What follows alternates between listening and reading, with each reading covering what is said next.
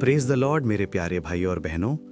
आज हम यीशु मसीह के वचन से एक गहरी और प्रैक्टिकल टीचिंग सीखेंगे जो मिनिस्ट्री, लीडरशिप और हमारे बोलचाल से सीधा संबंध रखती है। ये टीचिंग आज के समय में बहुत ज़रूरी है ताकि मिनिस्ट्री सिर्फ चलती ही ना रहे बल्कि अपग्रेड हो, फले फूले और लोगों को आशीष दे।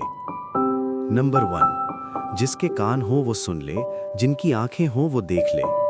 Matthew 11:15, He who has ears to hear, let him hear. Mark 8:18, having eyes do you not see, and having ears do you not hear? अर्थ है, यीशु ये नहीं कह रहे कि सिर्फ कान और आंख शारीरिक रूप से होनी चाहिए, बल्कि आत्मिक समझ होनी चाहिए। कान होना मतलब करेक्शन, सत्य और चेतावनी को सुनने का मन। आंख होना मतलब अपनी हालत, अपने शब्द और अपने बर्ताव को देख पाना।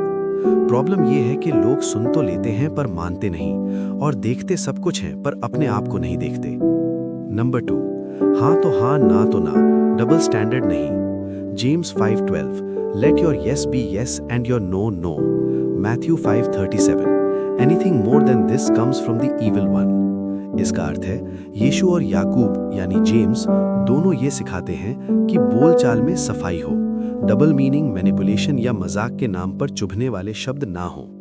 फॉर एग्जाम्पल, जब लीडर मजाक में बोलता है, चलो कुचरा पैसा लोग आ जाओ, चलो बच्चा लोग, तो वो भूल जाता है कि उस ग्रुप में कोई बहुत सिंसियर, प्रेयरफुल और समर्पित व्यक्ति भी होता है। उसके लिए ये मजाक चोट बन सकता है। साथियों, हम में से कुछ लोग हैं जो ऐसा शब्द इस्तेमाल करते हैं और वो सोचते हैं कि ऐसे ही मजाक करके यीशु का सेवा करेंगे। मैं आप सबसे विनती करता हूं कि ऐसे शब्द को छोड़ दें। मेरे प्यारों, जब हम यीशु का वचन को देखता है तो इसमें ये भी मिलते हैं कि जो तुम बोलते हो वही तुम्हारा चरित्र दिखाता है। इसलिए हमें सिंसियर तरीके से बोलना और रहना बहुत जरूरी है। Number 3, be perfect. परफेक्ट का मतलब क्या है? Matthew 5:48, be perfect therefore as your heavenly father is perfect. यहाँ परफेक्ट का मतलब गलती ना करना, रोबोट जैसे रहना। ग्रीक वर्ड में टेलियोस का मतलब है मैच्योर, परिपक्व, पूरा, कैरेक्टर में बढ़ता हुआ, सिखाया जा सकता हुआ। यानी यीशु ये कह रहे हैं कि तुम ईगो में अटके ना रहो, पर हर दिन अपने आप को सुधारते रहो। अगर कोई आपको बताए, भाई आपके शब्द थोड़े चुभ गए, और आप जवाब देते हैं कि छोटी छोटी बात पर गुस्सा मत हो, तो ये परफेक्शन नहीं बल्कि ईगो है। Number 4, I am holy. पवित्रता का मतलब 1 Peter 1:16, be holy because I am holy. Holy का मतलब है अलग रहना, वर्ड्स, सोच, एटीट्यूड में अलग रहना। दूसरों को नीचा दिखाने वाला मजाक ना करना। मिनिस्ट्री को एंटरटेनमेंट नहीं, रिस्पॉन्सिबिलिटी समझना है।